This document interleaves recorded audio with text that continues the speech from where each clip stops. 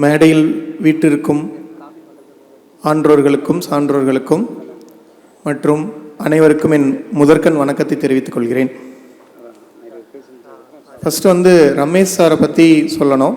ஒரு நீட் தேர்வை பற்றியான ஒரு கட்டுரை, நீட்டில் என்ன உண்மைகள், என்ன எந்த மாதிரியான சில தவறான தகவல்கள், அதுவும் பார்த்திங்கன்னா மாணவர்களோட தன்னம்பிக்கை குலைக்கிற மாதிரியான தகவல்கள் பரப்பப்பட்டிருந்தது. அது எது உண்மை எது பொய் அப்படிங்கிற மாதிரியான எல்லாமே டேட்டா வச்சு ஒரு கட்டுரை ஒன்று எழுதியிருந்தேன்.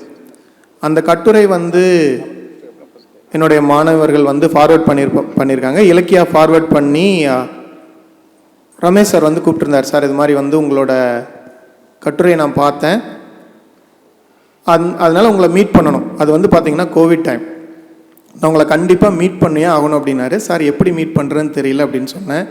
என்னோடய ஊர் பார்த்திங்கன்னா கரூர் பக்கத்தில். நான் அப்போ இருந்தது தாராபுரத்தில் என்னோடய மனைவியின் வீட்டில் அந்த டைமில் இருந்துகிட்டு இருந்தோம். சார் நான் பார்த்தே ஆகணும் அப்படின்ட்டாரு. எப்படி மீட் பண்ணுறதுன்னு சொன்னோன்னே அடுத்த நாளே அந்த கோவிட் டைமில் கார் எடுத்துகிட்டு காங்கேயம் வந்துட்டார். சார் உங்களை பார்த்தே ஆகணும் சார், நீங்கள் என்ன பண்ணிகிட்ருக்கிறீங்க உங்களை பற்றி அப்படின்னு சொல்லி கேட்டுட்டு எங்கள் முகவரிக்கும் எனக்குமான தொடர்பு அப்போ தான் ஆரம்பிச்சது. சார் சொன்னார், சார் இது மாதிரி எங்கள் சைட்லேருந்து சில மாணவர்களை உங்களுக்கு கொடுக்குறோம், அந்த மாணவர்களை உங்களால் படிக்க வைக்க முடியுமா? அப்போ ஆன்லைனில் தான் போயிட்டு இருந்தது. கண்டிப்பாக படிக்க வைக்கலாம் சார், என்னால் நான் முயற்சிகளை செய்கிறேன், ஏன்னா ரொம்ப ஓவர் கமிட் பண்ண முடியாத முயற்சிகளை செய்கிறேன் அப்படின்னு சொன்னேன். அது மாதிரி மாணவர்களை அவர் ரெஃபர் பண்ணாங்க. அப்போ அந்த மாணவர்கள் படிக்க வச்சோம். உண்மையாக சொல்கிறேன், ரொம்ப அருமையாக படித்தாங்க. ரொம்ப அருமையாக படித்து ஃபஸ்ட்டு எடுத்தோடனே ஒரு 5 மாணவர்களை கொடுத்தாரு. அந்த 5 மாணவர்களை 4 மாணவர்கள் 5 மாணவர்கள் கொடுத்தாங்க. 4 மாணவர்கள் ரொம்ப அருமையாக படித்து MBBS சீட் வாங்கினாங்க.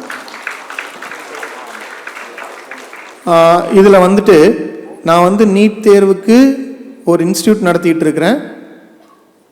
ஃபீஸ் கலெக்ட் பண்ணி நடத்துகிறோம். பட் அஃபோர்டபுள் ஃபீஸு அதே மாதிரி நான் இது வரைக்கும் ஒரு 501 மாணவர்கள் உருவாயிருந்தாலும் முதல்ல மாநில பாடத்திட்டத்தில் படித்தா போக முடியாது, தமிழ் மீடியத்தில் படித்தா போக முடியாது, இல்லை ரொம்ப பெரிய லெவலில் 5 வருஷம் 10 வருஷம் கோச்சிங் எடுக்க முடியும் அப்படின்லாம் சொன்னாங்க. பட் நீட் தேர்வுங்கிறது அப்படி ஒரு விஷயமே கிடையாது.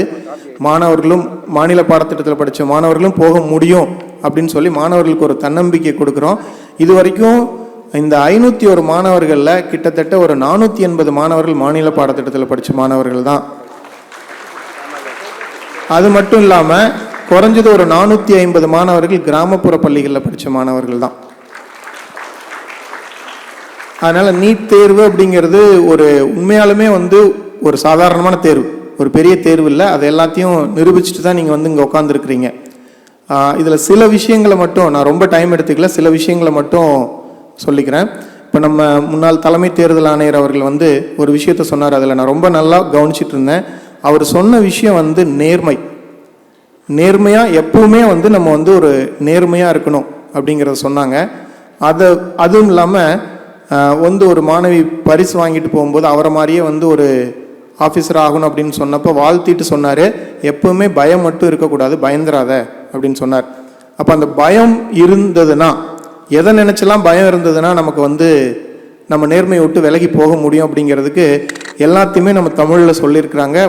மகாகவி பாரதியார், அச்சமில்லை அச்சமில்லை அச்சம் என்பதில்லையே, எல்லாருக்கும் உச்சி மீது வானிடுந்து அப்படிங்கிறத அடுத்தது போக தோணும். ஆனால் ஒவ்வொரு வரியுமே மிக மிக தெளிவாக சொல்லியிருக்கிறாங்க.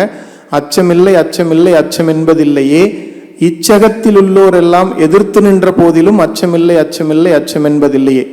அதுக்கப்புறம் வர்ற வரி தான் ரொம்ப இம்பார்ட்டன்ட். எப்போ நம்ம நேர்மையிலிருந்து விலகி போவோம், நம்ம எப்போ நேர்மையிலிருந்து விலகி போவோம் அப்படின்னு சொன்னால், இச்சை கொண்ட பொருளெல்லாம் இழந்துவிட்ட பொழுதிலும், இச்சை கொண்ட பொருளெல்லாம் இழந்துவிட்ட பொழுதிலும் அச்சமில்லை அச்சமில்லை அச்சம் என்பதில்லையே. ஐயோ நம்ம வீடு போயிருமோ, நம்ம ஆசைப்பட்டது போயிருமோ, இது போயிருமோ, அது போயிருமோ, அது வேணுமோ இது வேணுமோன்னு நினைக்கிறப்ப தான் நமக்கான அந்த பயம் அந்த நேர்மையிலிருந்து விலகி போவோம். அப்போ தெளிவாக ஞாபகம் வச்சுக்கோங்க, இச்சை கொண்ட பொருளெல்லாம் இழந்துவிட்ட பொழுதிலும் அச்சமில்லை அச்சமில்லை அச்சம் என்பதில்லையே. ஞாபகம் வச்சுக்கோங்க, எதுவுமே பயம் இல்லை. துச்சமாக எண்ணி நம்மை தூறு செய்த போதிலும் அச்சமில்லை அச்சமில்லை அச்சம் என்பதில்லையே. நம்மளை ஒருத்தங்க அவதூறு பேசிடுவாங்களோ, துச்சமாக எண்ணிடுவாங்களோ, இல்லை கேலி பேசிடுவாங்களோ, அப்போ கூட எனக்கு பயம் இல்லை, அச்சம் இல்லை அப்படின்னு சொல்கிறாரு. அதை தயவு செஞ்சு ஞாபகம் வச்சுக்கோங்க.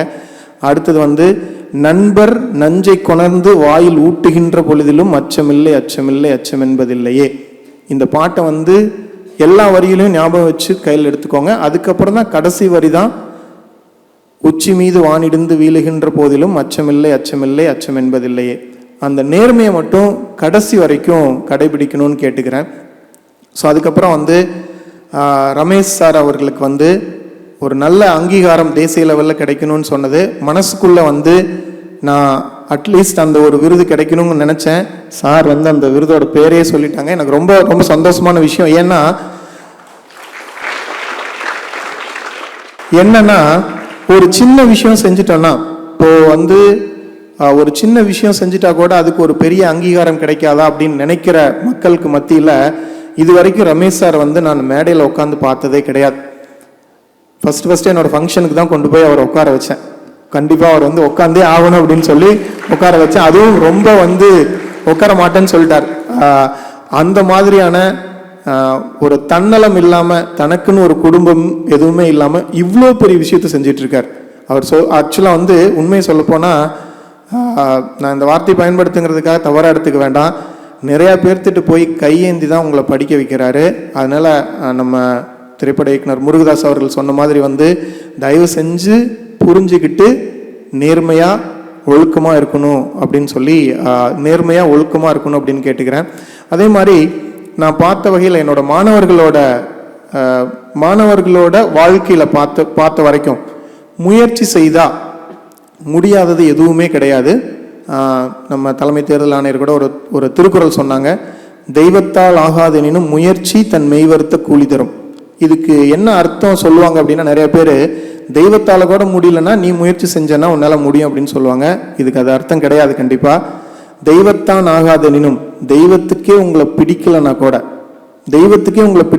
கூட நீங்கள் முயற்சி செஞ்சீங்கன்னா அந்த முயற்சிக்கு வர்ற பலனை அந்த தெய்வத்தால் கூட தடுக்க முடியாது. அந்த முயற்சிக்கு வர பலனை தெய்வத்தால் கூட தடுக்க முடியாது. இதுதான் அதுக்கு. அதனால் முயற்சி மட்டும் செய்யுங்க. ஏன்னா சில எக்ஸாம்பிளை நம்ம ஸ்டூடெண்ட்ஸ் வச்சே சொல்லிடுறேன். எல்லா ஸ்டூடெண்ட்ஸ் என்னால் எக்ஸாம்பிள் சொல்ல முடியாது. ஒரு ஸ்டூடெண்ட், சார் நான் தமிழ் மீடியம் கவர்மெண்ட் ஸ்கூலில் தான் படித்தேன், என்னால் நீட் எழுத முடியுமா அப்படின்னு கேட்டோடனே நான் சொன்னேன், இது மாதிரி வந்து Tamil medium student entrance exam clear பண்ண முடியுமான்னு கேட்டீங்கன்னா கண்டிப்பாக கிளியர் பண்ண முடியும்ப்பா. ஸோ என்னால், ஏன்னா நானும் கவர்மெண்ட் ஸ்கூலில் வந்து தமிழ் மீடியமில் படித்தேன், என்னால் ஐஐடி மெட்ராஸ் வரைக்கும் போய் படிக்க முடிஞ்சிச்சு. என்னால் முடியும்னா உன்னால் கண்டிப்பாக முடியும், ஆனால் உன்னால் முடியுமாங்கிறத நீ தான் சொல்லணும் அப்படின்னு சொன்னேன். கண்டிப்பாக என்னால் முடியும் சார் அப்படின்ட்டு போனவங்க அந்த வருஷம் 2018ஆம் வருஷம் சேலம் மாவட்டத்தோட நீட் தேர்வில் சேலம் மாவட்டத்தில் முதல் மதிப்பெண் எடுத்தாங்க. That is none other than Ilakkiya. அங்கே உட்காந்துருக்குறாங்க Ilakkiya. So setting an example. அதுக்கப்புறம் எவ்வளோ கஷ்டம் வந்தாலும் படிக்கலாம், படிக்கணுங்கிற எண்ணம் மட்டும் இருந்தால் போதும். ஒரு மாணவிக்கு பார்த்தீங்கன்னா காலையில் வரும்போது கண்ணெல்லாம் செவந்திருக்கும், சில டைம் உடம்பு சரியில்லாமல் போயிடும். ஏப்பா இவ்வளோ ரிஸ்க் எடுத்து படிக்கிற அப்படின்னு கேட்டும்போது என்ன ப்ராப்ளம் அப்படின்னா, சார் நான் காலையில் போய் காலையில் எந்திரிச்சு 4 மணிக்கு எந்திரிச்சு வீட்டில் சமையல் செஞ்சுட்டு தான் சார் வரணும். அதே மாதிரி ஈவினிங் போய் வீட்டில் சமையல் செஞ்சு எல்லாம் பாத்திரம்லாம் கழுவி வச்சு எல்லாமே பண்ணிட்டு தான் சார் படுக்கணும். அதுக்கப்புறம் தான் நான் படிக்கவே ஆரம்பிப்பேன் சார். ஆனால் இந்த ஒரு வருஷம் நான் முயற்சி செஞ்சு கண்டிப்பாக நான் சீட்டு வாங்குவேன் சார், அதுதான் என் வாழ்க்கை அப்படின்னு சொல்லி சீட்டு வாங்கினாங்க. கரூர் மெடிக்கல் காலேஜில் படிச்சுட்டு இருக்காங்க. உங்கள் மாணவி தான் பவ்யா இங்கே உட்காந்துருக்குறாங்க. ஏன்னா there are lots of example. அதே மாதிரி முக்கியமான விஷயம், இது ஒரே ஒரு விஷயத்தை மட்டும் நான் சொல்லிட்டு, நான் ரொம்ப நேரம் எடுத்துக்கிறேன்னு நினைக்கிறேன். முக்கியமான விஷயம் மட்டும் சொல்லிட்டு நான் விட்டுறேன். ஆக்சுவலாக வந்து பார்த்தீங்கன்னா திரைப்படங்களில் வந்து சில விஷயங்கள் வரும், 5 ரூபா டாக்டர் மாதிரி விஷயங்கள். நான் வந்து உங்களை 5 ரூபா டாக்டராக இருங்க முடிச்சுட்டு போய் அப்படின்லாம் சொல்லலை. 5 ரூபா டாக்டராக இருக்கிறதுங்கிறது வந்து ப்ராக்டிக்கலாக நாட் பாசிபிள். நல்லா சம்பாதிங்க, உங்களோட தேவைகளையும் பூர்த்தி பண்ணுங்க, நல்லா சம்பாதிங்க, நல்ல சர்வீஸ் கொடுங்க, இருக்கிறவங்ககிட்ட இருந்து பணம் வாங்குங்க, இல்லாதவங்களுக்கு ஹெல்ப் பண்ணுங்க. இருக்கிறவங்ககிட்ட இருந்து பணம் வாங்குங்க, இல்லாதவங்களுக்கு ஹெல்ப் பண்ணுங்க. ஏன்னா 2006 இப்போ இந்த இமேஜினரி இஎம்ஐ அப்படிங்கிறத பற்றி ஒன்று சொன்னாங்க. ரொம்ப பிடிச்ச விஷயம் எனக்கு என்னென்னா, ஆர்கனைசேஷன் பெருசாக பெருசாக வந்து அவ்வளோ மாணவர்களுக்கு டோனர்ஸ் எந்த அளவுக்கு பிடிக்க முடியும்னு தெரியல. ஆனால் பலனடைந்தவர்கள் வந்து உதவி செஞ்சா எப்படி இருக்குங்கிறதுக்கு ஒரு சின்ன எக்ஸாம்பிள். 2006 நான் ஐஐடி மெட்ராஸ் போனப்போ ஒவ்வொரு அறைக்கும் இண்டிவிஜுவல் ரூமு, ஒவ்வொரு அறைக்கும் வந்து இப்போ தான் நம்ம 4G 5Gலாம் 3G 4Gலாம் பார்த்தோம். அப்போவே எங்களுக்கு அந்த ஸ்பீட் கொடுத்தாங்க. எப்படி கொடுக்க முடிஞ்சது இன்டர்நெட் ஃபெசிலிட்டிஸ் அப்படின்னு பார்த்தப்போ, ஒரு பேட்சில் படித்த மாணவர்கள் 1970 சம்திங் பேட்சில் படித்த மாணவர்கள் மட்டும் சேர்ந்து ஐஐடி மெட்ராஸ்க்கு 300 கோடி ரூபா டொனேஷன் கொடுத்தாங்க. 300 கோடி ரூபா டொனேஷன் கொடுத்தாங்க. அந்த 300 கோடி ரூபா டொனேஷனில் மாணவர்களுக்கு அவ்வளோ தூரம் பண்ண முடிஞ்சுது. நான் என்ன ரெக்வஸ்ட் பண்ணுறேன்னா, நீங்கள் இதனால் பலனடைகிறீங்க. உங்களுக்கு கொடுக்கறது சொசைட்டி. இந்த சொசைட்டி வந்து உங்களுக்கு, இந்த சமுதாயம் உங்களுக்கு கொடுக்கும்போது, நான் எல்லாமே கொடுக்க சொல்ல, அந்த சமுதாயத்துக்கு கொஞ்சம் திருப்பி செய்யுங்க. திருப்பி செய்யும் பொழுது பெரிய லெவலில் பண்ணலாம். இந்த முகவரி ஃபவுண்டேஷன் வந்து நல்லவர்களோட ஆதரவில் ரொம்ப சிறப்பாக இயங்கிட்டு இருக்கு. இன்னும் பெரிய லெவலில் இயங்கணும். ஏன்னா கல்வி வந்து மாணவர்களுக்கு வந்து ஆக்சுவலாக பணம் இருக்கிறவங்க படிக்க வைக்கிறவங்க அதெல்லாம் ஓகே. ஆனால் படிக்கணும்னு நினச்சி, நான் நிறைய பேர் பார்த்துருக்குறேன், படிக்கணும்னு நினச்சி படிக்கிறவங்களுக்கு, படிக்க முடியாமல் இருக்கிறவங்களுக்கு அந்த உதவி கிடைக்கணும். அந்த உதவி கிடைக்கிறதுக்கு, அந்த உதவி கிடைக்கும் போது நிறைய பேர் சொல்லுவாங்க, நிறைய பேர் ஈவன் வந்து என்னோட கருத்துக்களை வந்து முகநூலில் சொல்லும் போது, நீ என்ன பண்ணுற, நீ கோச்சிங் சென்டர் தான் நடத்துகிற அப்படின்னு கேட்பாங்க. ஆமாம், நான் கோச்சிங் சென்டர் தான் நடத்துகிறேன், உனக்கு நீட்டை பற்றி பேசுறதுக்கு தகுதி இல்லை அப்படிம்பாங்க. கோச்சிங் சென்டர் நீட்டை பற்றி இன்னும் டவுட் தெரிஞ்சு எப்படி படிக்க வைக்கணும், என்ன படிக்க வைக்கணும்னு தெரிஞ்சு 501 பேரை உருவாக்குன நான் பேசாமல் ஆப்ப கடை வச்சிருக்கிறவங்களா நீட்டை பற்றி பேசுவாங்க அப்படின்னு சொல்லி ஒரே ஒரு வார்த்தை தான் கேட்டேன். அதே மாதிரி ஏன்னா இந்த மாதிரி பண்ணும்பொழுது தான், பண்ணி வரும்பொழுது நினச்ச டைமில் உதவி செய்ய முடியும். அதனால நான் உங்களுக்கு சொல்கிறேன், நல்லா வளருங்க, நல்லா சம்பாதிங்க, மிகப்பெரிய லெவலில் வளருங்க, கொஞ்சோண்டு உதவி செய்யுங்க. அந்த கொஞ்சோண்டு சிறுசு உதவி வந்து பார்த்தீங்கன்னா மிகப்பெரிய லெவலில் ஒரு பெரிய சமுத்திரமாக மாறும். அந்த மாதிரி வந்து இந்த முகவரி ஃபவுண்டேஷன் ஒரு சமுத்திரமாக மாறணும் அப்படின்னு சொல்லிக்கிறேன். லாஸ்ட்டாக வந்து நம்மளோட last but not the least, நம்மளோட இந்தியா மாதிரி மிகச்சிறந்த நாடு எந்த நாடுமே கிடையாது.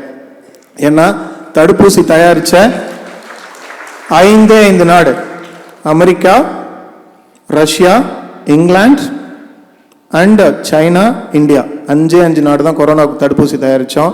33 கோடி மக்கள் தொகை கொண்ட அமெரிக்காவில் ரிப்போர்ட்டட் டெத்ஸ் 12 லட்சம். இதே 138 கோடி மக்கள் தொகை கொண்ட இந்தியாவில் ரிப்போர்ட்டட் டெத் வெறும் 5 லட்சம் தான் கொரோனாவில். மிகச்சிறந்த முறையில் நம்ம கொரோனாவை கட்டுப்படுத்தின இந்திய தமிழ்நாடு அரசாங்கம், அது மட்டும் இல்லாமல் மருத்துவர்கள், செவிலியர்கள் மற்றும் எல்லாத்துக்கும் ஒரு பெரிய கைதட்டல் மூலமாக நம்மளோட நன்றியை தெரிவிச்சுக்கலாம். அப்படி மிகச்சிறந்த நாடு. அந்த நாட்டுக்கும் நாட்டுப்பற்ற வந்து எந்த இடத்துலையும் விட வேண்டாம். நம்ம அருமையான நாட்டில் அட்டகாசமாக, ஏன்னா ஒரு மாணவரை உருவாக்குறதுக்கு 1.5 crores கவர்மெண்ட் செலவு பண்ணுறாங்க. ஆனால் வெறும் 13,610 ரூபாயில் அந்த கல்வி உங்களுக்கு கிடைக்குது. அதனால கொஞ்சம் நாட்டுக்கும் இந்த சமுதாயத்துக்கும் நல்லா பண்ணுங்க. இந்தியா மாதிரி ஒரு சிறந்த நாடு எதுவுமே கிடையாது. இந்த முகவரி மேலும் நல்லா வளரணும்னு சொல்லி அனைவரையும் வாழ்த்திக்கிறேன். நன்றி, வணக்கம், ஜெய்ஹிந்த்.